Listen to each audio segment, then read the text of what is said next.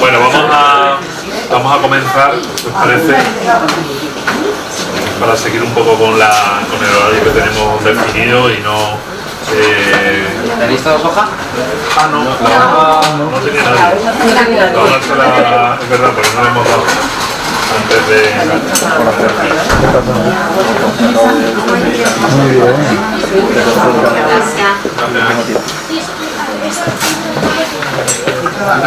Bueno.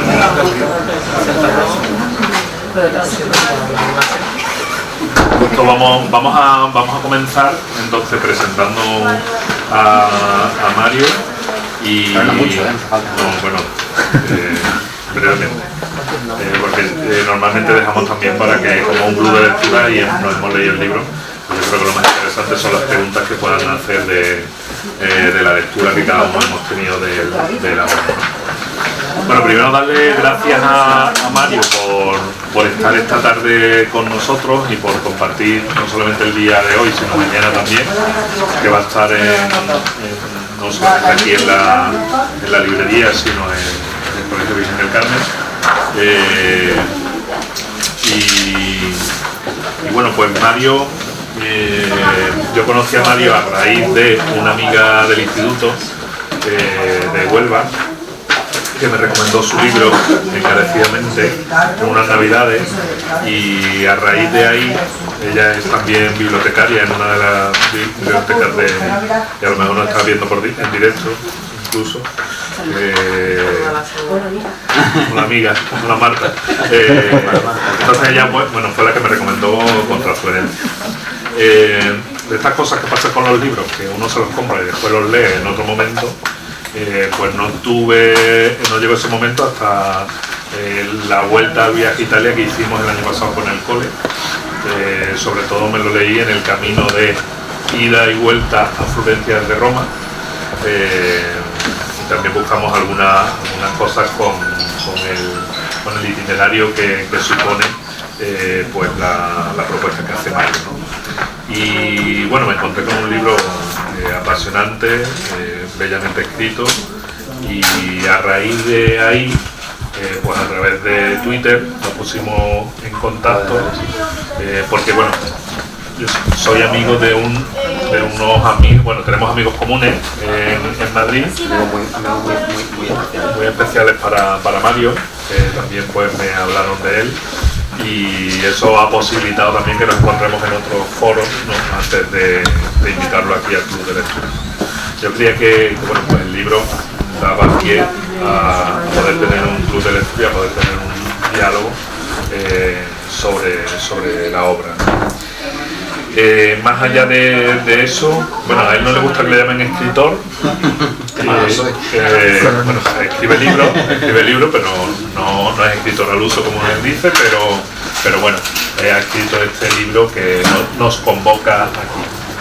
Yo creo que es importante, bueno, pues ese nivel de convocatoria que sigue teniendo la literatura y ese nivel también de diálogo que lleva consigo pues la obra, bueno, y una ciudad tan hermosa como Florencia, que es el personaje principal, digamos, de este ensayo, y todo lo que supone pues esa escritura. Así que nada, yo si quieres abro preguntándote algo, ¿no? Y a partir de ahí ya es, pues todos los que estáis hoy en este club, pues podéis ir preguntando a raíz de... Bueno, les han dado un pequeño esquemita, ¿vale? Que puede servir de referencia, sí, o no. Sí. Entonces, bueno, pues hablando un poquito antes, ¿no? Contigo, me decías que la obra y el ensayo no tienen nada de ficción, que todo es algo que tú expresas, ¿no? Entonces, ¿cómo te viene la idea, ¿no? De escribir? Esa es una pregunta tópica, pero bueno, empezar por ahí, ¿cómo te viene la idea de escribir este libro, ¿no? Porque también has dicho que este libro, como si no lo hubiera escrito tú, ¿no? A veces lo pienso. Así que, bueno. Bueno, pues es muy sencillo, pero antes de nada, antes de meternos en materia, el que tengo que dar las gracias soy yo, porque lo haces siempre muy fácil, contigo ha sido siempre un placer trabajar, colaborar, y estos encuentros van un poco más allá de lo profesional y de lo práctico, y soy yo quien doy las gracias de verdad por la oportunidad, por estar aquí, por encontrarme con todos vosotros y todas vosotras. Bueno, ¿cómo surge la idea del libro? Pues el libro surge a través de probablemente una persona que nos está viendo, a lo mejor un muy buen amigo mío, también escritor, bueno, él es escritor, yo no, pero él sí, que me propone, ¿no? Vinieron a verme varias veces, ¿no? Varios amigos, y esta persona, este amigo, bueno, pues yo lo intentaba siempre sacar de casa, él es un perezoso, si nos escucha sabrá por qué, y entonces un día me dice, oye, ¿por qué no planteas un libro con estos viajes que tú, o sea, estos caminos que hacemos? Claro, yo lo llevaba por la ciudad, estuvimos pocos días, pero lo suficiente como para enseñarle cositas, llevarle a un sitio, no, a otro, y me dijo, oye, ¿por qué no haces esto en forma de libro? O sea, no sé, como si estuvieras enseñando, como si me estuvieras enseñando a mí estos viajes que tú estás haciendo, ponerlo en un libro, sistematizarlo un poco, darle un poco de forma, ¿no? Y bueno, pues encontramos a la editora, Pilar Rubio. Si nos está viendo desde aquí también le mando un beso y un abrazo enorme. Es la madre de dragones, como yo la llamo, en un tono irónico. Y fue básicamente la persona que me acogió, que confió en mi trabajo, y al final le dimos la forma que tiene. Os contaba antes, ¿no? Una pequeña anécdota del libro, es que no comenzaba con el capítulo del robo de la Gioconda. Yo había preparado otro inicio, y fue ella la que me sugirió esta idea, pues porque bueno, al final la forma se prestaba a ello, era una muy buena forma de entrar, ¿no? Como primer capítulo dentro del libro, y luego ya ahondar un poco más, ¿no? Meternos ya en materia un poquito más densa, un poquito más, ¿no? Un poquito más rebuscada, un poquito más, y bueno, así surgió un poco el libro, ¿no?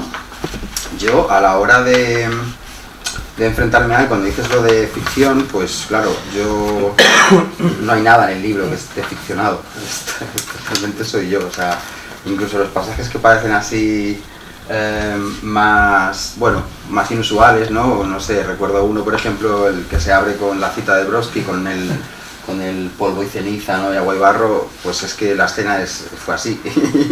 Y bueno, no sé, es un libro que creo a veces de verdad que no lo digo por falsa modestia ni por impostura, lo digo de verdad porque lo siento así. A veces creo que no lo escribí yo. Lo escribió, no sé, o sea, yo estaba asistido por alguna cosa, ¿no? No lo sé. Pero estoy seguro de que si me propusiera escribir un libro de esta naturaleza, así, de esta categoría, no, creo que a lo mejor hoy no sería capaz de hacer esto, a lo mejor sería capaz de otra cosa, ¿no? Pero estoy seguro de que no podría volver otra vez a repetirlo, ¿no? Y bueno, yo como tampoco sabía muy bien en realidad cómo enfocar el club de lectura, os he traído este pequeño resumen, que básicamente es como un recorrido por los capítulos del libro, por las cosas creo que yo, bueno, considero que son más importantes en cada uno de los pasajes.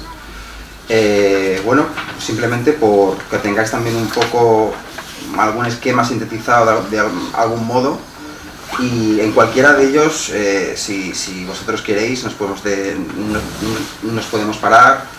Si queréis preguntar, podemos preguntar. Si queréis que yo me detenga en alguno en especial por lo que sea también, y si queréis, os presento el libro directamente tal cual según el propio resumen. Así que estoy abierto a sugerencias, lo que queráis, más cómodos estéis. ¿Qué es lo que preferís? ¿Qué es lo que queremos? A mí me parece bien que inicies con una presentación. ¿Con una presentación? Sí, vale, perfecto. Bien, pues el libro entonces, como sabéis, algunos de los que lo habéis leído lo conoceréis, o sea, es básicamente un resumen de... yo he vivido mucho tiempo en Florencia, he estado siempre a caballo, bueno, siempre a caballo no, pero durante muchos años he estado a caballo entre Florencia y Madrid, y allí pasaba temporadas largas, luego yo ya volvía y tal, ¿no? Entonces, digamos que recoge un poco mis obsesiones. Yo soy historiador del arte, especialista en todo el Renacimiento básicamente, y luego especialista en la obra de Miguel Ángel. Entonces yo siempre he tenido una visión quizá un poco más restringida en ese sentido, pero que después de haber vivido en la ciudad pues uno ya va como ampliando, ¿no? Entonces al final se acabó convirtiendo en un grupo de intereses mucho mayor de lo que era al principio, porque básicamente se reducía a lo que era el propio Renacimiento, que es del siglo, final del siglo XIV, finales del siglo XVI. Y bueno, digamos que bueno, son paseos y más o menos intento hacer de forma sistemática de un punto a un punto. Lo que pasa es que en realidad tampoco tiene ningún orden, esto es como la vida, va un poco así, ¿no? Entonces, comienzo el libro con un acontecimiento de orden mundial, a nivel patrimonial me refiero, como es el robo de la propia Gioconda. Es un capítulo muy detectivesco, los que lo hayáis leído a lo mejor, ¿no? es casi periodístico, ¿no? Y además engancha el libro, engancha. Sí, eso, por eso decía lo de mi editora, que fue ella básicamente la que tuvo el acierto de proponerme que lo pusiéramos al comienzo del libro, por esto, ¿no? Ahí yo, por ejemplo, siempre me gustó resaltar sobre todo la concepción idealista, romántica, propia más del siglo XIX que de principios del siglo XX, como era, ¿no?, la de las escuelas nacionales de pintura y de los amantes de la pintura, que como en el caso de Alfredo Geo, que se pone en contacto con Vincenzo Perugia, que es quien roba, ¿no?, esta obra del propio Louvre, pues eso me daba a mí mucho pie a jugar con esta idea de pertenencia, ¿no? La idea de pertenencia, los que habéis leído el libro a lo mejor lo habéis podido intuir, pero está en todo el libro. Para mí es una idea fundamental, no solamente de escribir, sino de estar en el mundo. La pertenencia es para mí, antes hablaba, ¿no?, contigo, Mati, cuando me preguntabas lo de la cultura, ¿no?, o lo del conocimiento, y yo les decía que soy historiador del arte, pero siempre me ha interesado mucho más la historia de la cultura, porque es la única forma metodológica de abordar el hecho histórico, artístico o patrimonial incluso, en la que se pueda contemplar lo que han hecho los que están detrás de ti. Porque al final crear una teoría sobre algo que es perfectamente actual está muy bien, es muy interesante, pero no es la que me interesa. Creo que la historia tiene que tener una continuidad en el presente, y esa es la forma de permanencia que hay, ¿no? Y en el libro está presente en todos los capítulos, si os dais cuenta, ¿no? Por ejemplo, aquí en el robo de la Gioconda está, porque al final ese gesto de pertenencia, digamos que da a entender siempre, no sé, ¿no?, es como el niño pequeño que de pronto dice, no, esto es nuestro, y además él no intenta, es una cosa muy bonita, porque al final es algo parece como muy sofisticado, pero a la vez es muy infantil, ¿no? Es como una persona que dice que me voy a traer de nuevo a Italia la propia Gioconda y no voy a hacer negocio con ella, yo solamente la quiero llevar a su casa, ¿no? Y claro, bueno, a ver, ahí se mezcla confusión, ignorancia, ingenuidad, se mezcla de todo. Y esto es la vida, al fin y al cabo, ¿no? Entonces a mí me interesaba mucho esto. Porque claro, además, Leonardo se lleva la pintura al castillo de Amboise cuando Francisco I le da esas dependencias extraordinarias, palaciegas, que no se le dan ni tan siquiera a los príncipes. Él se lleva el cuadro con él, es decir, o sea, históricamente el cuadro pertenece a Francia, porque Leonardo muere en Francia, ¿no? Entonces, bueno, él tiene todavía esta cosa e intenta llevarla de vuelta, y para mí es un gesto como muy conmovedor, ¿no? Muy tierno, incluso muy infantil. Después, por ejemplo, en el segundo capítulo, que ya nos metemos un poco más en materia, un poco más denso, que son los ejemplos de las tres majestades de los Uffizi, en la que, bueno, pues eso también fue una revelación, ¿ves? O sea, quiero decir, no fue una cosa premeditada. Yo cuando paso esas temporadas allí en Florencia, pues voy casi todos los días siempre, además yo tengo una costumbre de ir durante muy poco tiempo y veo muy poquitas cosas, y el tiempo que estoy solamente en dos salas como mucho, veo 8 o 10 obras, no más, y a veces ni eso, y me cojo y me vuelvo, ¿no? O sea, es así, ¿no? Y entonces yo cuando pasaba estas temporadas allí, pues iba constantemente a los Uffizi, casi prácticamente a diario, y entonces en un momento determinado yo me quedé mirando. Yo me quedaba mirando tardes y tardes y tardes y tardes. Hay una sala nada más entrar en el recorrido, fuera del propio de los primitivos, cuando ya básicamente entras ya en el recorrido propiamente dicho, entras en la sala del Trecento florentino. Entonces allí entras y claro, es un espectáculo, porque de pronto ya tienes la Palanisanti de Giotto, a la izquierda tienes a Duccio y a la derecha tienes a Cimabue, ¿no? Y luego, bueno, una sala que no hay muchísimas obras, pero todas son de una calidad extraordinaria, o sea, de primera calidad, ¿no? Y entonces nada, yo estuve mirando, pues no lo sé por qué tampoco en realidad, pero pasaba tardes y muchas horas. Y entonces de estas cosas que uno que uno tiene como revelación, que es la de pronto observar un cuadro. Y observar un cuadro con la intención de escuchar el cuadro. Y entonces en ese momento me di cuenta de un pequeño detalle que había en uno de los cuadros, como es el de Cimabue, que por cierto de los tres es el que menos viste, es el más desvestido de todos, porque además le falta una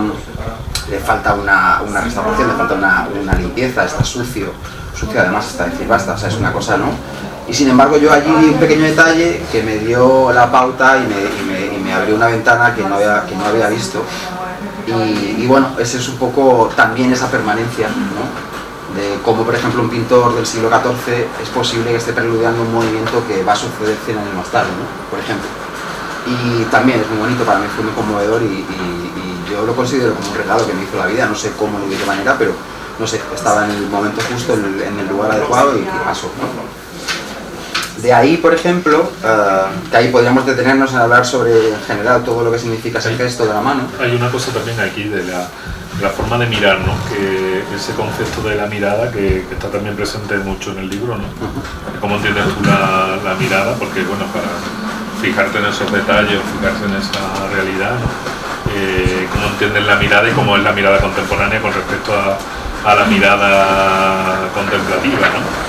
¿Qué tipo de mirada tenemos al mundo? ¿Cómo miramos o cómo nos imponen mirar? Nuestra mirada ahora, si me preguntas personalmente, creo que nuestra mirada ahora es activa. Es una mirada activa, es una mirada agresiva, un poco agresiva en cierto sentido. Siempre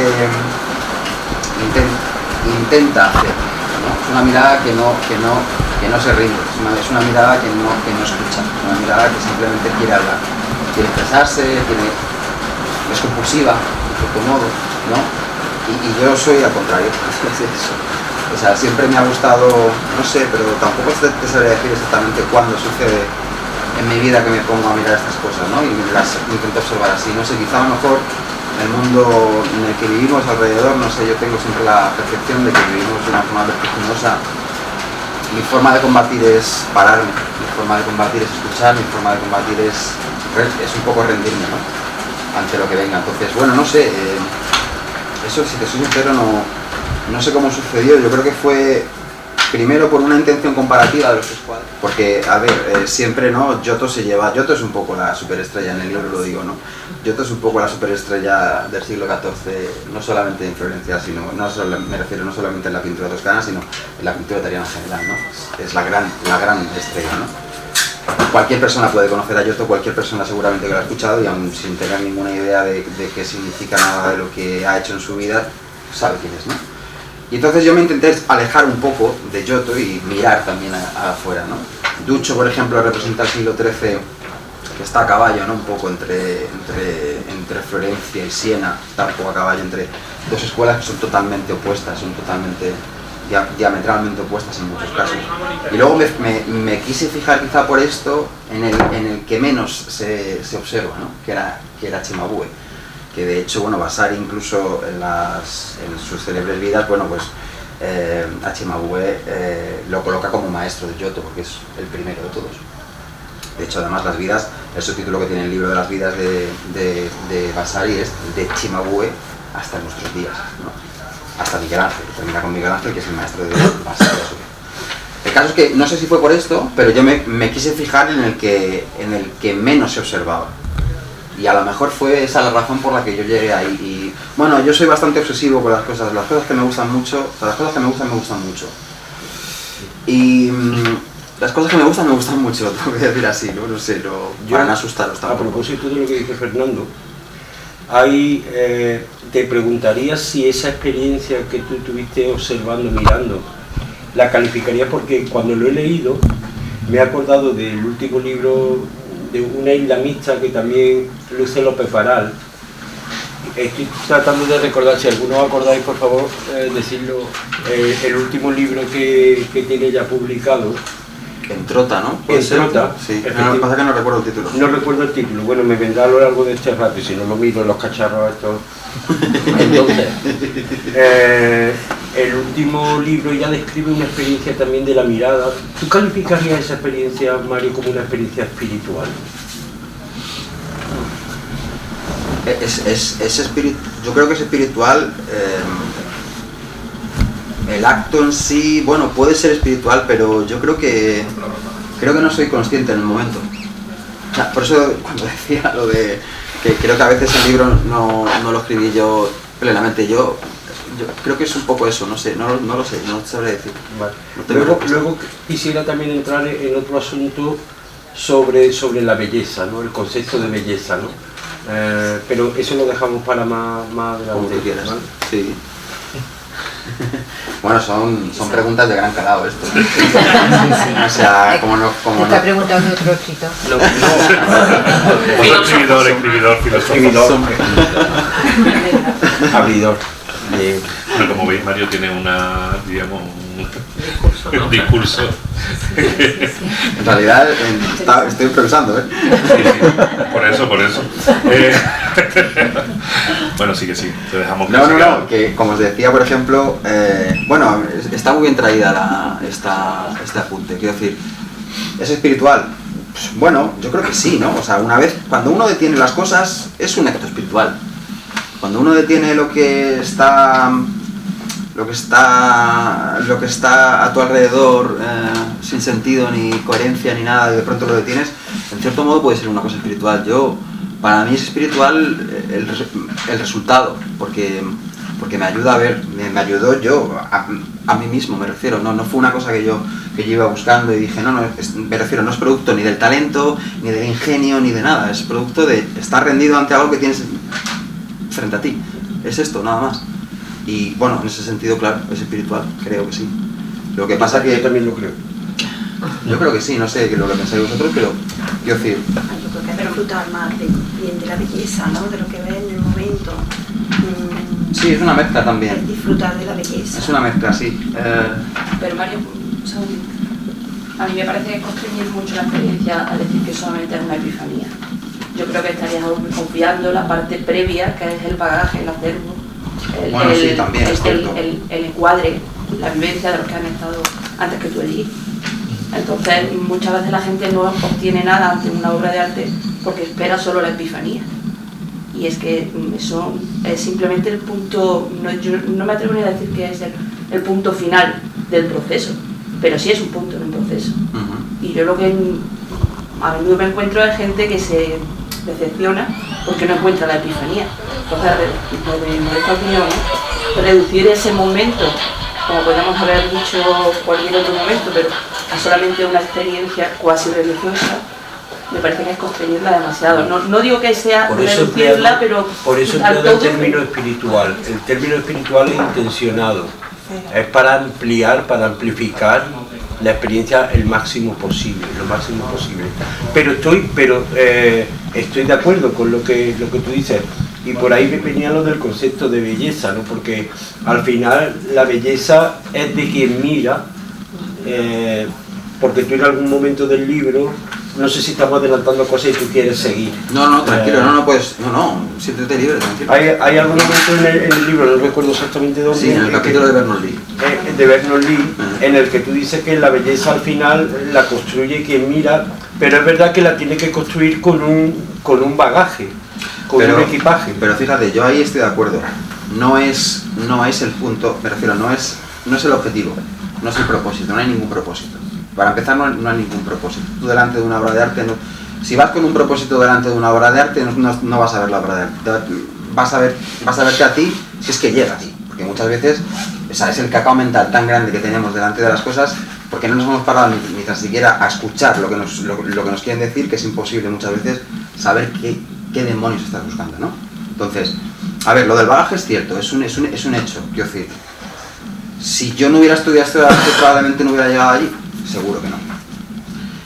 Pero ¿es el bagaje que me hace estar allí? No. No tu formación académica, tu bagaje como persona. Que se compone de todo eso. Sí, a ver, es que en realidad lo que te iba a decir es que lo que me hace a mí estar parado delante de un cuadro para ver si me quiere decir algo o si yo puedo escucharle, es una necesidad.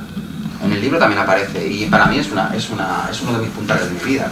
Yo sigo convencido de que la única cosa que mueve las cosas verdaderas en la vida, sobre todo en cultura, pero también en lo humano, es una necesidad verdadera.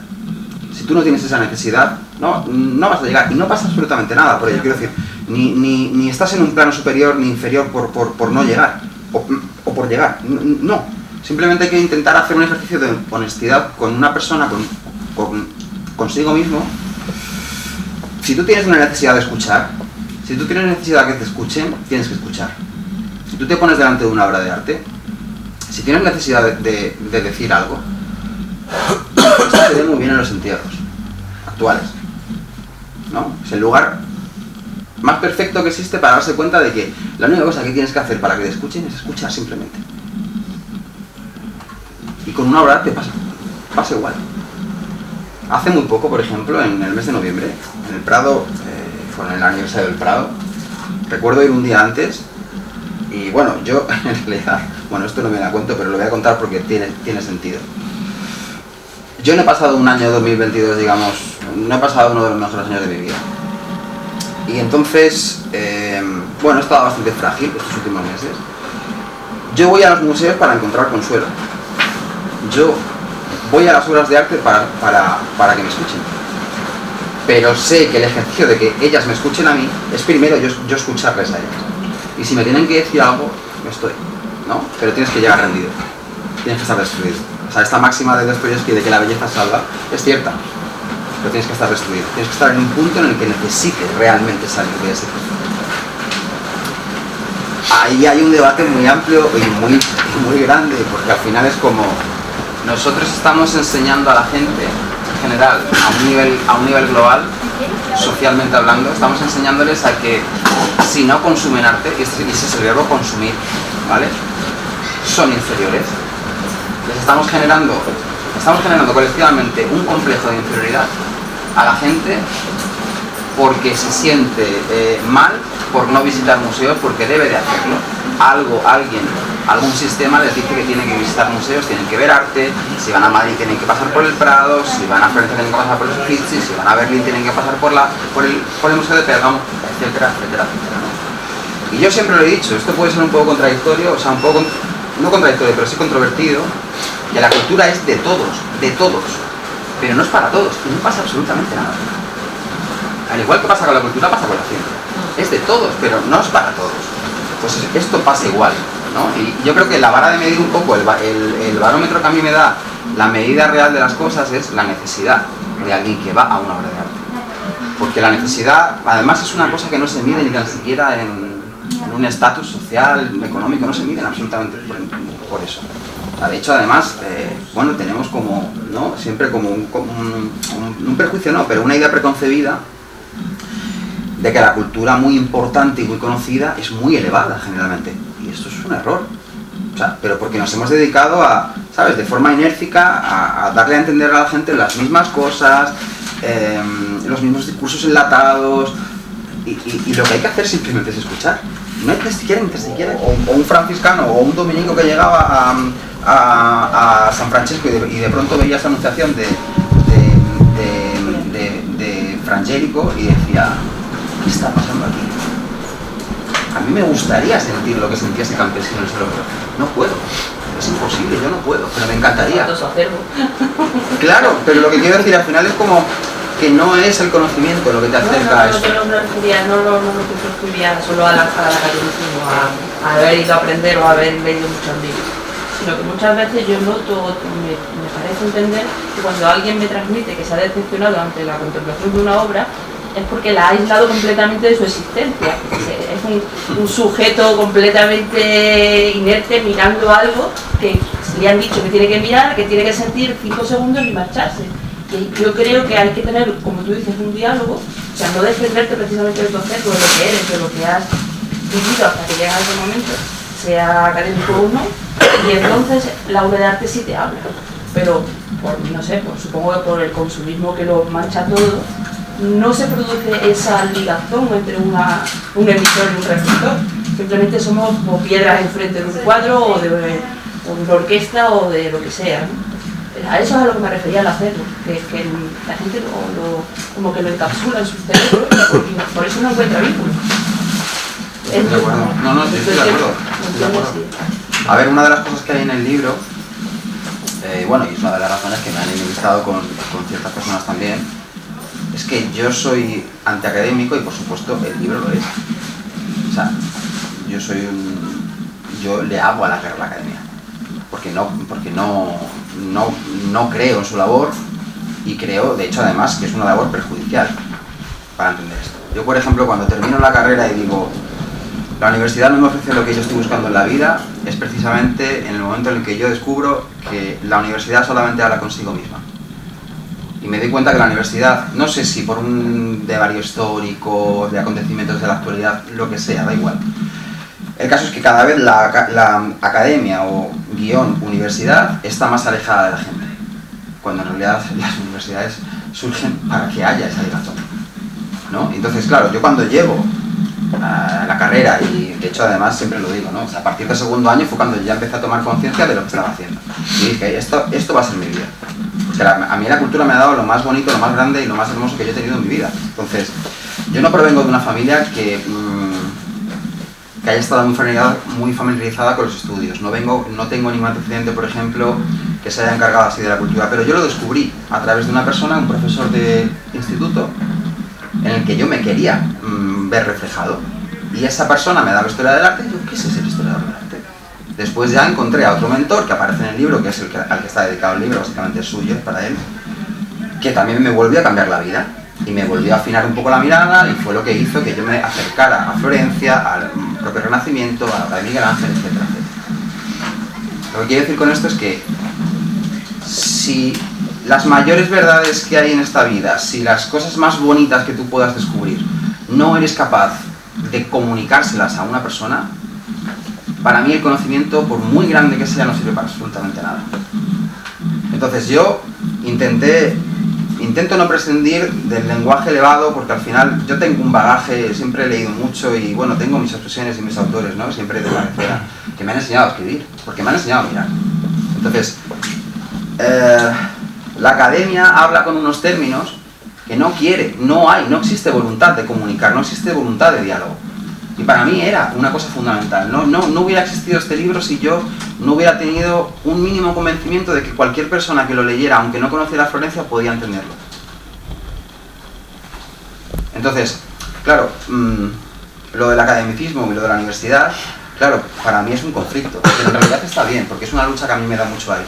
O sea, es una lucha que a mí me da mucho sentido, ¿no? Y un poco el libro es esto, el fruto, o sea, lo que sale del libro es fruto de esta lucha y también de haberlo yo trabajado hasta un punto, a ver, psicológicamente hablando, puedo alcanzar, creo que tengo alguna habilidad para darme cuenta de hasta dónde puede comprender alguien algo o no, ¿no? En el momento en el que yo estoy escribiendo un párrafo y veo que esto puede ser muy bueno y muy elevado y muy importante y muy tal, pero puedo intuir, simplemente intuir que hay alguien que le puede confundir, automáticamente rehago ese texto. Porque es que para mí no hay ningún otro valor. ¿De qué vale tener muchísimos conocimientos sobre el arte del Trecento florentino cuando no le puedes decir a una persona, mira, eso es increíble, fíjate bien en esto? Eso es lo que no hace la academia. Señala con el dedo para indicarle a alguien, oye, mira, voy a compartir con esto contigo, ¿no? O sea, y la academia es esto, ¿no? Entonces, a ver, siempre voy a la contra. De hecho, el título del libro, además de estar tomado de un discurso de Giovanni Papini, que es un poco el que le da tal, pero me siento muy identificado con él porque yo siempre voy a la contra.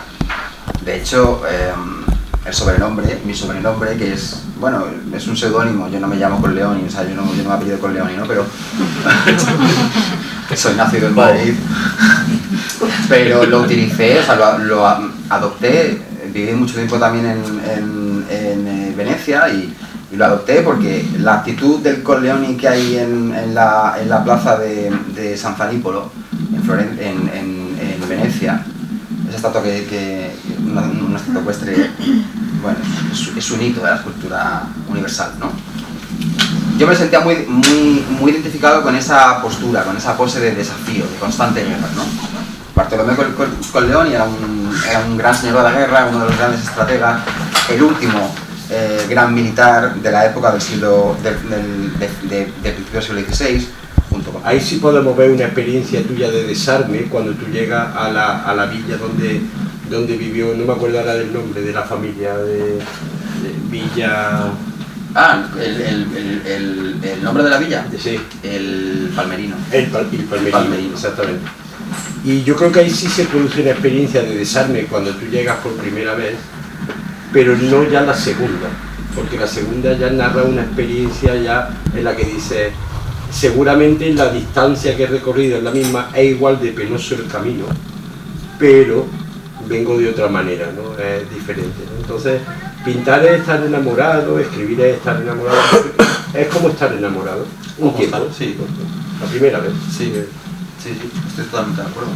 A ver, luego, no sé, a ver, es que esto en realidad es muy subjetivo también, ¿no? Te quiero decir, pero yo creo que a lo que aludía cuando hablaba de la necesidad, pues un poco esto, el diálogo con la obra de arte nace de esa honestidad que uno ha de conocer y además eso no tiene aplicación hacia afuera, quiero decir, no contempla postura, me refiero, no acepta postura ninguna, o sea, quiero decir, en una foto de Instagram no puedes fingir esto, ¿no? O sea, no hay ninguna imagen, ni ninguna pantalla, ni ningún simulacro que te permita fingir esto, a no ser que tú mismo te metas a ti, ¿no? Yo, por ejemplo, para mí es un ejercicio que no, sobre todo a este nivel, a un nivel artístico, para mí no tiene lugar, quiero decir, no hay lugar. Si yo no hubiera sentido eso, no hubiera escrito, ¿no? O sea, quiero decir, no lo hubiera hecho.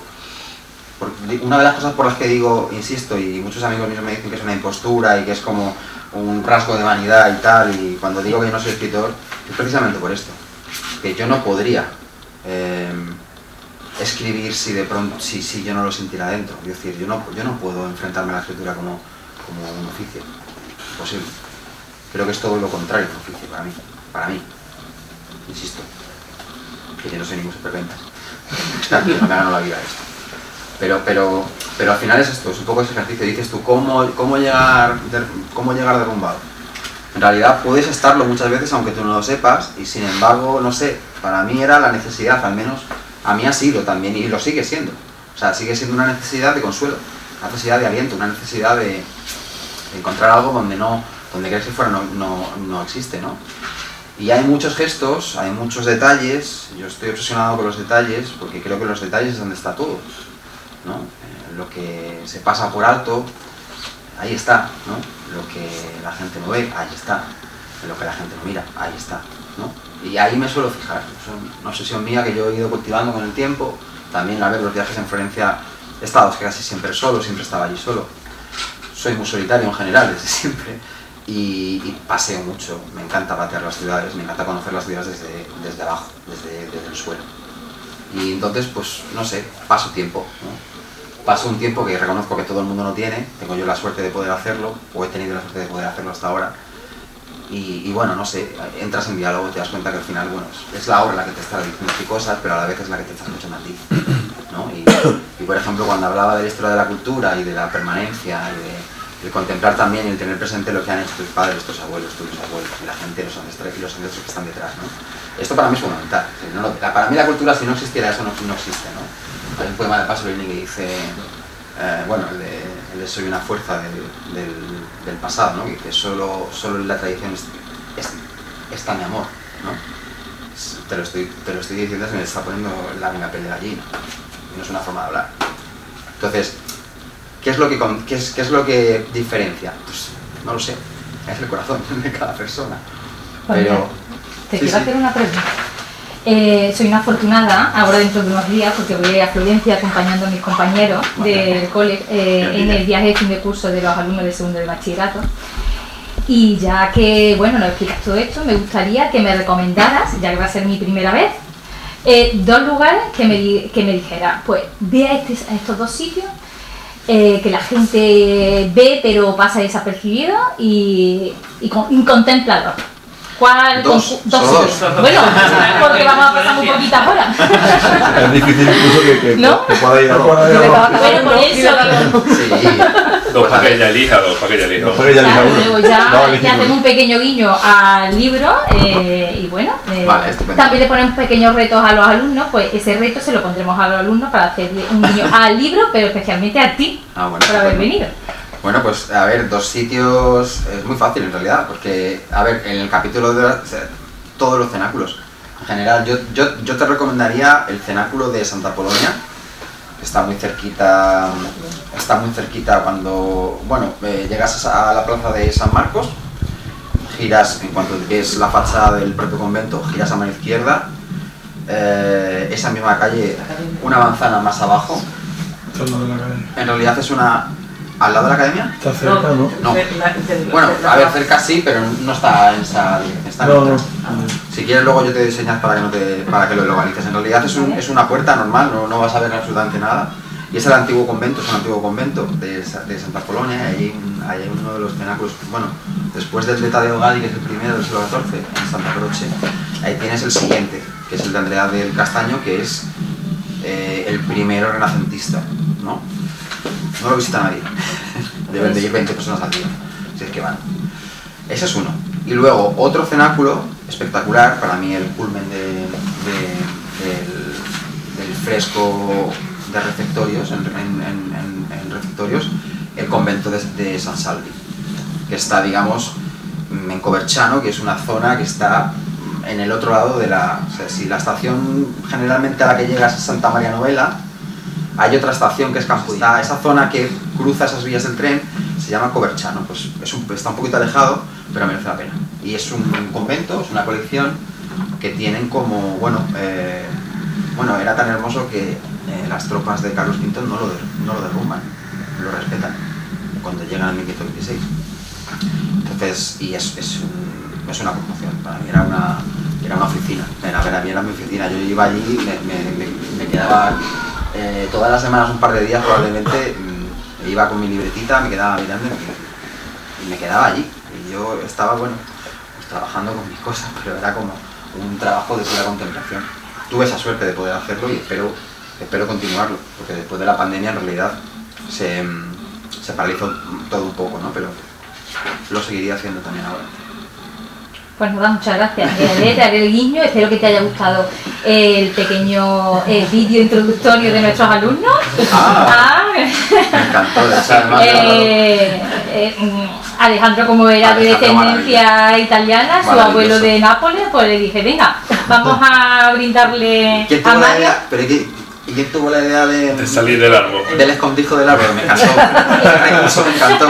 Lo cogí a ellos porque son muy creativos y la verdad entre los dos tuvieron la idea esa de salir del árbol. Muy salado, me encantó. Muy bien. Muchas gracias. Nada, una cosa que te iba a preguntar también, digamos, bueno, esto lo sé porque me lo has contado tú, ¿no? A pesar de que vas a la contra y tal, quieres hacer ahora algunos paseos por Florencia, ¿no? Guiándolos tú, pero no como algo turístico, sino como algo... Intentar buscar la misma esencia de los paseos del libro.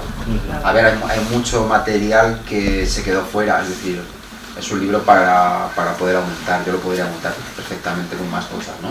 Entonces, bueno, a ver, la ciudad me da infinitas posibilidades, o sea, combinaciones distintas, lugares diferentes. A ver, hay partes que en el libro no entraron, pero que podrían haber entrado. Por ejemplo, hay una parte gastronómica que yo no menciono, y sin embargo también es igual de importante casi, ¿no? O sea, es igual de intensa, por lo menos para mí. Y bueno, al final es que hay muchas combinaciones. Florencia es una ciudad pequeña, pero también es una ciudad grande. Yo siempre digo que una de las cosas buenas que tiene el turismo de masas es que al final, bueno, pues como pasa también en las ciudades, ¿no? Y en el régimen de habitabilidad de todas las ciudades, al final pasa lo mismo. O sea, cuando mucha gente quiere ir a la misma cosa, cuando mucha gente quiere vivir en el mismo sitio, al final lo que hace es que deja una inmensa parte libre, vacía y donde no está transitado prácticamente. Entonces Florencia pasa esto mucho, y hay muchos sitios y muchos rincones y no necesariamente lejos, ¿sabes? Hay que decir, eso siempre pasa así. Y bueno, tengo por darle, este proyecto de los viajes es, bueno, para grupos reducidos y sobre todo seleccionando yo bien a las personas, ¿no? Que quieren, me refiero, o sea, no, de hecho todavía bueno, no lo voy a patentar. Sí, no lo voy a vender como un producto porque no quiero que se convierta en un producto, sino simplemente gente que esté realmente interesada que se pueda hacer, ¿no? Y creo que sí, es importante porque para mí, como les digo, es como si no existe esta traducción, si no se encarna el conocimiento en una vida real, en un encuentro con un ser humano y esto puede alterar algo, puede cambiar algo, puede enriquecer algo más, pues para mí no tiene ningún sentido. Entonces, bueno, también me lo sugirieron igual porque yo soy muy malo para esto, me creo muy poco lo que hago. Y bueno, pues sí, vamos a empezar ahora a hacerlo. Pero ya te digo, es muy reducido y muy... Vale, yo te quería preguntar, sigo, a mí me ha parecido muy enriquecedor la última parte, el epílogo. Y me quedo con ganas de que nos cuente un poquito más, porque hay unas reflexiones para mí bastante importantes. No sé qué te ha parecido a ti o a los demás, pero es de una riqueza tremenda el epílogo que para mi gusto. Muchas gracias. Bueno. Y entonces por eso me gustaría que, veo ya que se va acabando el tiempo y creo que nos podías confesar aquí ahora. Ahora que no se escucha nadie. Ahí está, exactamente. ¿Qué es lo que tú has querido expresarnos en ese epílogo? Yo no te diré lo que a mí me ha llegado, pero... A ver, yo en general, como os decía antes, o sea, lo que me gusta mucho y me lo pongo por bandera, o sea, yo lo llevo por bandera, lo que amo en la vida lo tengo siempre presente, ¿no? Y una de las cosas, uno de los autores de cabecera y de hecho además con el que no he dejado de trabajar durante todos estos años, que es Giovanni Papini, que es el que da nombre al título del libro, por un discurso que él pronuncia en el año 13, el 12 de diciembre, que es la misma fecha en la que empieza el libro, cuando se recupera la Gioconda y se captura al ladrón, ¿no? Entonces, lo que Giovanni Papini pronunció en ese discurso es lo que yo quise tomar como relevo para, bueno, para hacer un alegato en contra del turismo de masas, pero no por ser turismo de masas simplemente por la definición de turismo de masas, porque el turismo de masas puede ser un turismo muy enriquecedor, pero sigue siendo de masas porque es masivo, ¿no? Me refería al hecho solamente o esencialmente de... yo quiero invitar a la gente a que se pare. Quiero invitar a la gente a que pare la rueda. Quiero invitar a la gente a que escuche. Quiero invitar a la gente a que se pare delante de un cuadro y no tenga ningún tipo de ansiedad por querer decir cosas. Quiero que la gente, o sea, intento invitar a la gente a que se detenga, escuche y se fije que en un detalle está todo el universo. Cuando hablo de algo que viene a colación de, si habéis leído el libro, con la edición de Vasari del siglo XVI, con la segunda edición del 68, estoy en la Biblioteca Nacional de allí, en la Nacional, ¿no? Y bueno, pues hay un grupo de chavales, en el libro lo cuento, ¿no? Y de pronto yo me acerco, pido permiso, me dan unos guantes y yo ojeo. Claro, es una maravilla, porque yo estaba solo. Te puedes imaginar, además experimenta, vive, vivencia, y de esa vivencia y en el momento en el que se me cae un pelo de la barba me di cuenta que ahí hay una respuesta de algo. Y entonces pensé, digo, hostias, cuando yo desaparezca, en este libro va a haber un capilar que es el único testimonio de que alguien ha estado ahí. Y de pronto caí y lo dejé. Y lo dejé. Pero que no me estén escuchando las cosas. Y lo dejé. Y no sé, o sea, en contra de esa masa que se mueve, que no te deja pensar, que sanciona el pensamiento, que sanciona, que se paren, que sancionan, no sé, creo que el mundo necesita ternura, necesita atención, necesita escucha, pero de verdad, no de postura, ni de imagen, ni de ficción, de verdad. Y bueno, pues eso requiere un tiempo, y requiere un sacrificio también, pero también es lo que hablábamos antes, ¿no? Tiene que existir la necesidad, si no existe la necesidad es muy difícil, entonces... Pero creo que en el fondo es una forma de transmitir tus valores. Sí, a ver, bueno, el libro soy yo. Hablábamos antes de cultura, conocimiento, y tú me decías, no, más bien es cultura, porque yo realmente lo que quiero es transmitir lo que sé.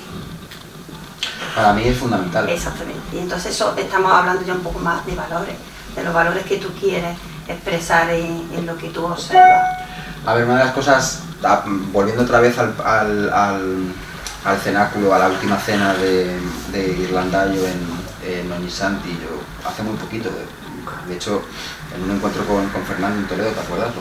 Lo hablamos también allí, se lo compartí con el grupo encuestados, ¿no? Yo, por ejemplo, a mí esa pintura a mí me enseña a vivir, me enseña a mirar, ¿no? Les ponía el ejemplo de tú de pronto te paras allí y ves, pero es que ves que es un poema y ves que hay una persona enamorada dentro, pero te fijas de pronto en el reflejo de un vaso. Y ese reflejo de un vaso, y cuando te lo estoy contando se me está poniendo la piel de gallina otra vez y no es una postura, en ese reflejo del vaso, que son 3 centímetros de un toque de blanco al Vallalde, tú de pronto dices, carajo, si lo tengo enfrente de mí, y no me da cuenta nunca. Y en ese momento, un señor que ha pintado un cuadro en 1485, me enseña a ver a mí en 2023 cómo atraviesa la luz un vaso de agua. Eso es la cultura. No la academia. Eso es la cultura. Y cuando esa cuerda vibra, te das cuenta que en realidad solamente esa misma cuerda es la que da sentido a todo lo demás. Pero vivimos en esa vorágine en la que prima, digamos, una imagen de conjunto, pero que luego tampoco es de conjunto, porque tampoco es que haya, ¿no?, una concepción general de las cosas de forma global. Tendemos nosotros a la especialidad, o sea, el siglo, nuestro tiempo nos exige ser especialistas, porque si no, no nos metemos en un mercado laboral. Pero es que el humanismo, la cultura y los valores están en un punto diametralmente opuesto. Y eso es donde tendría que estar luchando la universidad y la academia. O por lo menos ponerlos en cuestión. La universidad ya no es ese organismo, ya no es oportunidad, el privilegio y no sé, algo de lo que no me corresponde, pero que me ha tocado por azar, de poder llegar a estas cosas, ¿no? Por gente que me ha enseñado a mirar. Primero por este profesor del instituto y segundo por el de la universidad, que fue mi maestro, mi mentor, mi padre electo. Y al final, bueno, no sé, cada uno decide si tirar de ese hilo o no tirar de ese hilo. Eso es un sacrificio que cada uno ha de preguntarse y de responderse, ¿no? Y bueno, pues al final, claro, son valores, pero porque la forma de mirarlo es la misma, ¿no? Creo. Yo te iba a hacer porque a mí me gusta mucho la fotografía, ¿no? Y yo he sentido cuando leía el libro que eran como 10 fotos que te había sacado de una cámara de carrete, que eran las fotos que tú elegías esa foto en ese momento, porque el carrete no tenía más. Y esa la guardas en el álbum y la has visto otra vez y te has parado. No ahora que con el móvil, yo qué sé, a lo mejor 10 millones de fotos en el móvil. Y no me paro a mirar la que eché ayer. He sentido eso leyendo, que es como esta que me gustó ese momento, la voy a guardar, la voy a poner en el álbum, porque yo los álbumes no tengo fotos de ahora, solo tengo fotos como antiguas, ¿no? Y he sentido como ese símil con la fotografía de párate en esta, que es la que echabas con el carrete, que tengo yo del viaje que hice en sexto de primaria con mis compañeros, y de segundo bachillerato no tengo fotos, porque teníamos móvil y ya no tengo fotos, ¿no?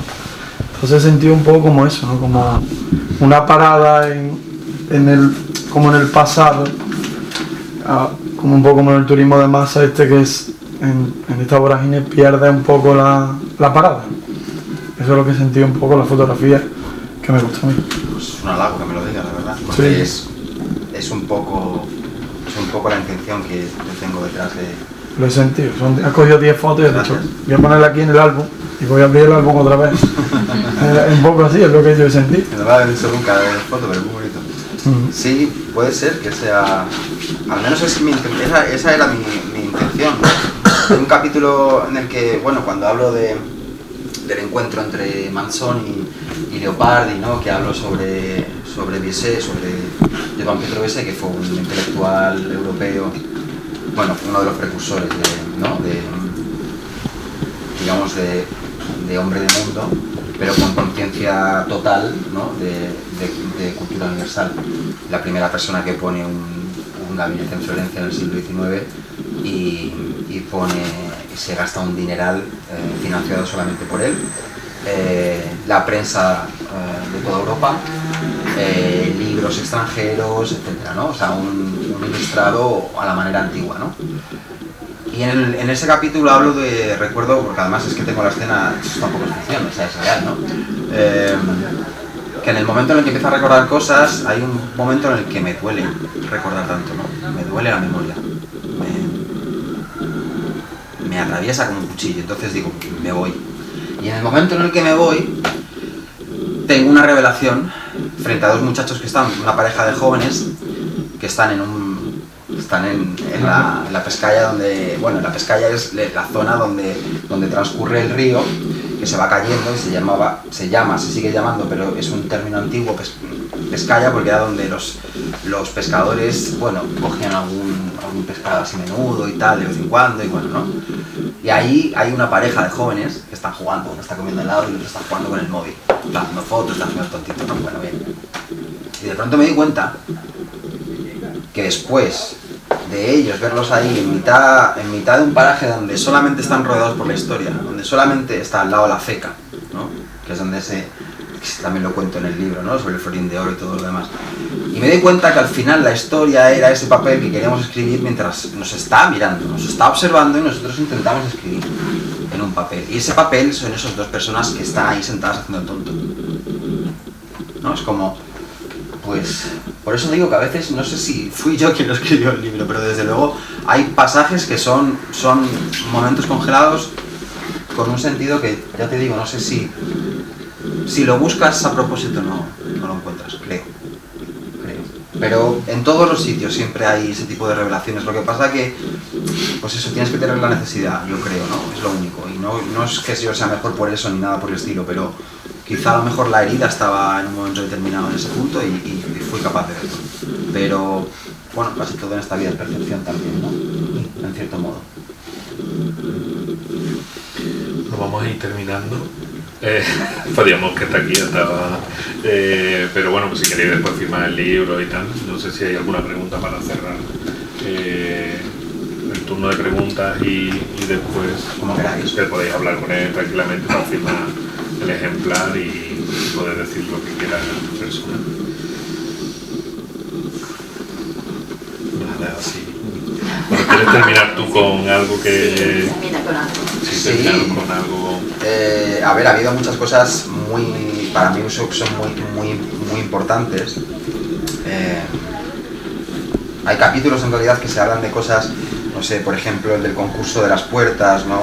Esa forma de contraponer las dos formel y todo esto, a mí me parecía muy ilustrativo, sobre todo porque habla de muchas más cosas que no solamente el estilo, que no solamente quién gana el concurso y quién no. Creo que hay fuerzas antagónicas que están totalmente en tensión y que explican una gran parte de cómo somos incluso hoy nosotros mismos, ¿no? Y para mí es como un sentido de permanencia también muy importante. Para mí es un capítulo muy especial. Luego, el de Cosme, por ejemplo. A mí me gustaría decirte que ese capítulo que al fin de semana que nos confinaron, sí, famoso de la pandemia, el 8 de marzo, el 8 de marzo. El primer día del trabajo que hicimos, bueno, la videollamada típica que hicimos todos en el trabajo, de ver cómo organizamos todo esto, y todo el mundo contaba su drama personal, decidimos los compañeros y yo pues, no sé, hacer una cosa fuera del trabajo, digamos, que nos animara en esa situación que estábamos viviendo todos al mismo tiempo. Y yo leí ese capítulo para mis compañeros. Lo tengo un especial cariño por eso, porque para mí fue un poco de tabla de salvación y se la regalé un poco también, con tu permiso, a mis compañeros que estaban como pollos descabezados como estábamos todos. Y bueno, que sepas que también cura. Gracias. Sí, joder, es que es un flipe, porque además es un flipe de verdad, literalmente hablando. Yo es que no estoy acostumbrado a que me acaricien el ego, pero es que este cariño es como soberbio, de verdad, ¿no? Esto no está bien, no es legal. Bueno. Y bueno, no, simplemente lo que decía es que, bueno, hay capítulos, bueno, más especiales que otros, también es cierto. Y bueno, no sé, quizá a lo mejor para terminar, pues un poco lo mismo que hemos estado hablando al principio, darle vueltas sobre todo al concepto, yo en el libro lo llamo partícula, ¿no? Pero es un detalle al final, y ese detalle es una nota a pie de página, es algo que no que pasa desapercibido generalmente y que no te das cuenta, y es esa esquina pequeña en la que nadie se detiene, pero hay un pequeño detalle que a lo mejor mide 4 centímetros y de pronto te cambia la vida. Yo creo al menos que tengo la necesidad de decirle a los que yo quiero, a los míos, a la gente sensible que puede escucharme, decirle que ahí está un poco todo, ¿no? Es un poco el libro también, eso. Muy bien, muchas gracias, Mario. Y bueno, mañana tenemos la segunda parte, la que la veis. Bueno, mañana va a estar en el cole, le he invitado a que hable sobre la libertad, y él va a utilizar también otra de sus grandes pasiones, ¿no? Que es el conocimiento que tiene, que es Pasolini. Y entonces, bueno, vamos a hablar sobre la libertad y sobre ese concepto de libertad y a través también de la obra de Pasolini, del que él también ha hecho algunas introducciones a alguna obra, la obra de teatro y una edición de poemas, que estará también allí a disposición, que sí, es muy bonito, es un libro muy interesante. Un poemario que Pasolini escribió en 3 momentos de su vida, y tiene una edición preciosa. Bueno, él lo explica mejor que yo, pero bueno, que estáis invitados mañana, que es a las 5, mañana es a las 5, no a las 7. Así que ya te entras. De todas formas, entrada libre, y seguimos disfrutando de la presencia de Mario, y bueno, pues ahora... Que nos tenemos que ir a Florencia. con él. Creo que deberíamos organizar la excursión. Porque nos da muchas ganas de volver. Yo también tengo ganas de volver a ver a Corazón. Pues nada, pues ahora si queréis ya podéis firmar y... Claro, tranquilamente. Pues muchas gracias de verdad por venir. Gracias.